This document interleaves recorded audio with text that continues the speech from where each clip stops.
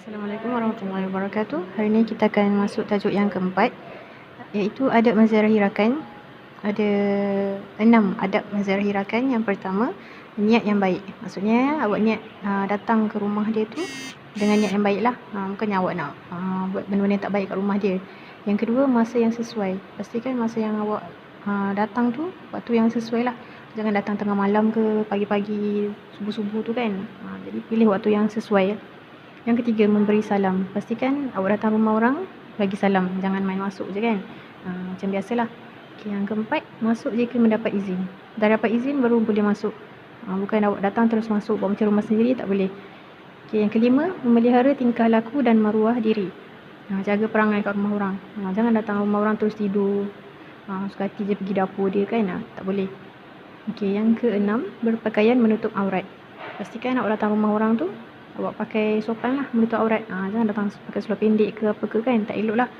Itu untuk adab menziarahi rakan. Sama dengan menziarahi rumah mana-mana pun, siapa-siapa punya rumah pun sama juga, kan, pergi rumah orang. Kemudian yang seterusnya, perkara yang dilarang apabila menziarahi rakan. Apa benda yang kita tak boleh buat waktu kita pergi rumah kawan? Yang pertama, niat yang tidak baik. Ini lawan kepada yang tadilah. Niat yang baik, lawannya tidak baik. Maksudnya datang rumah orang tu nak minta dia belanja makan ke apa-apa ke, benda yang tak baik lah. Yang kedua, berziarah lewat malam. Datang tengah-tengah malam, 2-3 pagi kan, tak sopan lah. Orang nak rehat waktu tu. Yang ketiga, masuk ke rumahnya tanpa minta izin. Macam tadilah saya kata tak boleh datang terus menceroboh masuk. Tak minta izin, tak bagi salam, terus masuk. Tak boleh lah. Yang keempat, membuat bising di rumah rakan. Awak pergi bawa gitar lah, bawa drum lah, main kat rumah kawan. Itu tak boleh lah. Sopan-sopannya lah kat rumah orang kan. Kemudian yang kelima, makan dan minum terlalu banyak. Awak makan satu periuk nasi kawan tu sampai habis. Tak boleh lah. Kan, makan berpada-pada. Sama makan sama kat rumah lah. Tak kenyang ke apa kan, sama kat rumah. Kemudian membuang sampah merata-rata. Yang ni sangat tak sopan lah. Awak dah makan kat rumah dia, awak buang sampah celah-celah sofa lah, buang sampah bawah kerusi lah, tak elok lah. Kemudian berkunjung ke rumah rakan ketika ibu bapa rakan tiada. Mak ayah dia tak ada, awak datang rumah dia buat macam rumah sendiri, tak boleh lah. Pastikan biar mak ayah dia ada lah. Sopan sikit lah kan. Kemudian yang ke-8, tidak menjaga pergaulan antara bukan mahram. Maksudnya kalau awak pergi rumah kawan awak, ada kakak dia ke, ada adik perempuan dia ke, awak lelaki kan, contohlah. Jadi kena jaga pergaulan. Tak bolehlah suka-suka hati je kan. Rapat-rapat kakak ke adik dia, tak bolehlah. Jaga pergaulan. Kalau awak pergi rumah kawan awak perempuan, awak lelaki pun sama. Jangan, pastikan bukan berduaan lah, ada orang lain dalam rumah tu.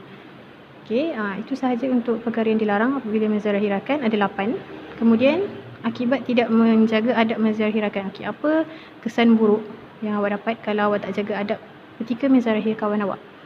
Yang pertama, mendapat dosa. Ini dah tentulah, sebab tak jaga adab. Yang kedua, kebajikan rakan terabai. Maksudnya awak tak jaga dia punya kebajikan, hak dia kan. Rumah dia, pasal awak masuk suka hati buat macam rumah awak, tak boleh lah. Yang ketiga, menggalakkan amalan mungkar. Macam tadilah, kalau tak jaga adab tu boleh jadi perkara-perkara yang tak baik berlaku. Yang keempat, menimbulkan perpecahan umat.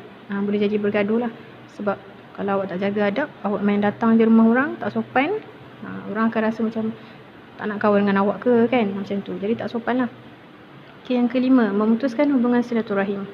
Ni pun tak mustahil boleh jadi sebab awak tak jaga adab. Kan, kawan awak rasa macam terasa dengan awak, kecil hati, lain kali tak nak kawan lah dengan awak, macam tu. Kemudian, apa faedah kalau kita menjaga adab menziarahi rakan? Ada 5 faedah. Yang pertama, mengeratkan hubungan silaturahim. Dah tentulah sebab orang selesa dengan awak jaga adab. Datang rumah orang bagi salam, duduk sopan-sopan. Datang pun tak lama-lama sangat, tak adalah duduk daripada pagi sampai malam kan. Kemudian yang ketiga, mendapat pahala sebab awak jaga adab semua ni kan. Jadi awak datang tu memang sebagai tetamu yang baik lah. Yang keempat, berkenalan dengan keluarga rakan. Awak dapat berkenalan dengan keluarga rakan. Family kawan awak pun rasa macam seronok je dia datang kan. Seronok awak datang. Macam tak adalah rasa macam mengganggu ke apa kan. Kemudian yang kelima, menyampaikan dakwah Islamiah. Orang akan tengok awak, dia ni bagus lah kan. Kalau kita datang rumah orang pun kita kena jadi macam dia. Jadi contoh lah, contoh yang baik kepada orang lain. Itu sahaja untuk tajuk ni. ringkas saja adab menzahirakan. Awak pun dah biasa dah pergi rumah kawan, kawan pun dah biasa datang rumah awak tahu adab-adab dia. Okey, kalau ada soalan boleh kemukakan kepada Ustazah. Terima kasih. Assalamualaikum.